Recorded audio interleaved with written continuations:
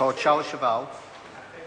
Mr Chairman, I just want to first of all congratulate the Minister. I think some fair points have been made in the debate, and I think there is a general agreement that the proposed clause 10 in the supplementary order paper is better than where we started, and I think it's important to concede that right up front.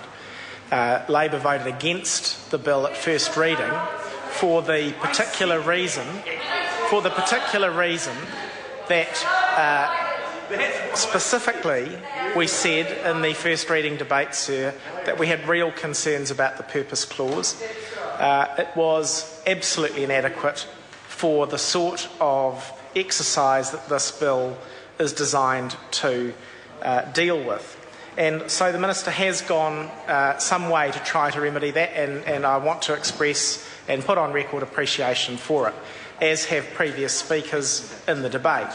I understand that that won't have been an easy exercise because, as was said in the first reading debate, the problem with this bill is it's too much of a developer's charter and not enough of a bill that has regard to the preciousness of our environment. Now, I just want in that regard, sir, to say a few words about the importance of a purpose clause. Other speakers have noted that there is likely to be litigation around this legislation. Of course there will be. It involves natural resources, it involves important economic considerations, it will involve powerful economic actors. They will have resort and recourse to the courts for the interpretation and declaration of their rights. And so it's important that we start right up front with a very clear purpose clause to guide the courts as to the interpretation of the rest of the Act. And we've already seen, sir, with the Environmental Protection Act, the sort of problem that Labor still has with this bill. In that particular piece of legislation, sir, there was a failure on the part of the Minister's predecessor to expressly provide in that purpose clause that the purpose of the Environmental Protection Authority should be to protect the environment.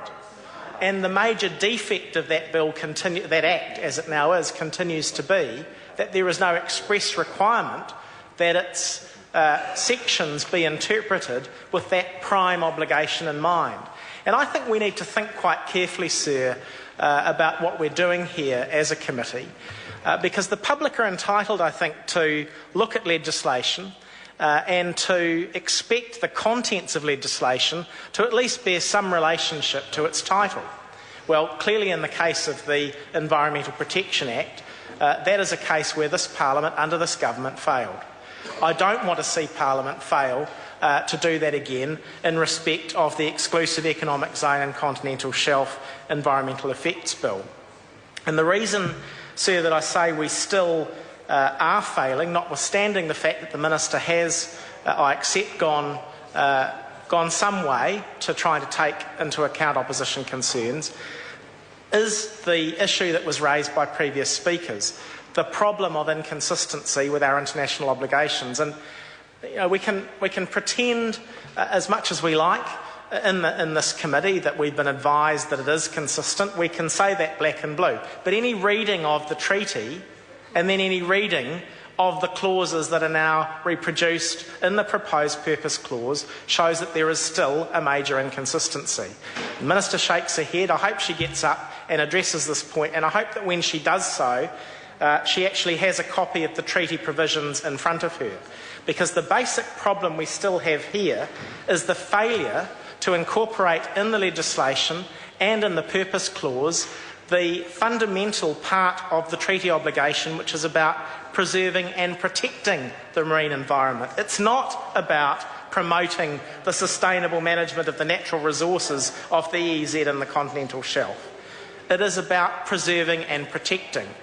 And I have to ask the Minister, because I know that she was a respected lawyer in practice, why on earth would we set this dichotomy up for the courts so that they have the treaty provision on one hand and the purpose clause on the other being inconsistent? What is to guide the courts when they consider the principles that they ought to observe in considering any ambiguity in the rest of the text of the Act? The Minister knows that that is going to be a problem going forward with the text that she has proposed, Mr Chairman. And that's why Sir Grant Robertson has put forward Clause 10 in his version, his preferred version, in Supplementary Order Paper number 97. There's a very careful attempt here to legislate consistently with New Zealand's international obligations. What he's done in Subclause 1 is very clearly said the purpose of the Act is to protect and preserve the environment while providing for sustainable economic development in the EEZ. Now, why on earth wouldn't we do that? Why on earth wouldn't we take the primary treaty provision and accept that in the primary purpose clause in the legislation it ought to be given prominence, and then say what else wants to be done? As I said, Sarah, I'm expressing gratitude to the Minister for having come some way, but I just cannot see on the face of the competing supplementary order papers why, on a logical comparison, we wouldn't prefer the approach that's contended for by Grant Robertson. Sir, the second issue around general interpretation relates to the Minister's suggestion for new Clause 11. Now, we heard a frankly extraordinary contribution from the Chair of the Select Committee earlier, where I think what she said, what she seemed to think the officials had advised her, was that if Parliament inserted references to the treaties, then the courts wouldn't be able to consider the clauses of those treaties, they'd only be able to consider the terms of the bill. I think that's what she said. We all had a little giggle, including the Minister and the Chair, because clearly that's entirely wrong. But actually looking at what is intended in Clause 11, first of all, the good thing is, yes, there ought to be reference to the implementation of our obligations under the United Nations Convention on the Law of the Sea, and I welcome the inclusion also of the Convention on Biological Diversity.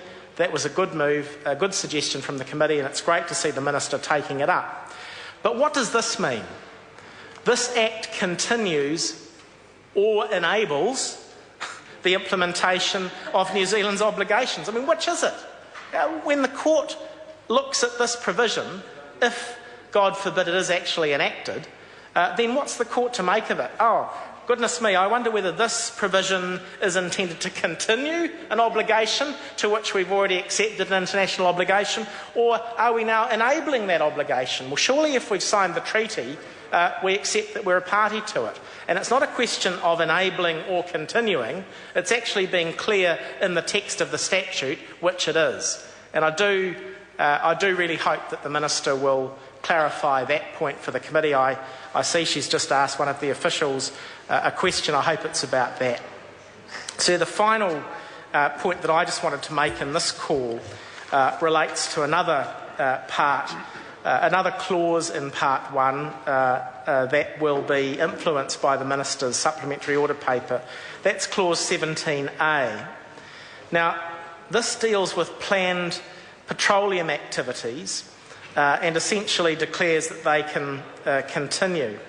Now, the problem here is that planned petroleum activities are very different to actual ongoing activities, and I think we do have to hear from the Minister why this particular means for transition is the one that she thinks the committee ought to adopt, because it doesn't actually seem either consistent with principle or consistent with the protection obligations that we all know New Zealand is party to.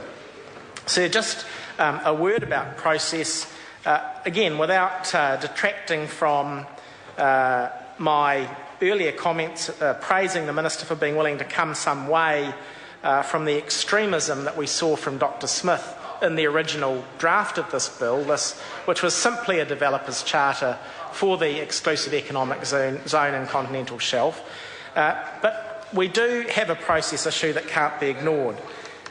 We do have a committee system in our Parliament, sir, for good reason.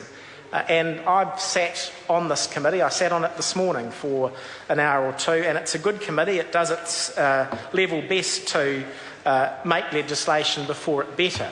But to drop a 16-page supplementary order paper at the stage of the committee of the whole House, in respect of legislation that's as important as this, is simply not good procedure.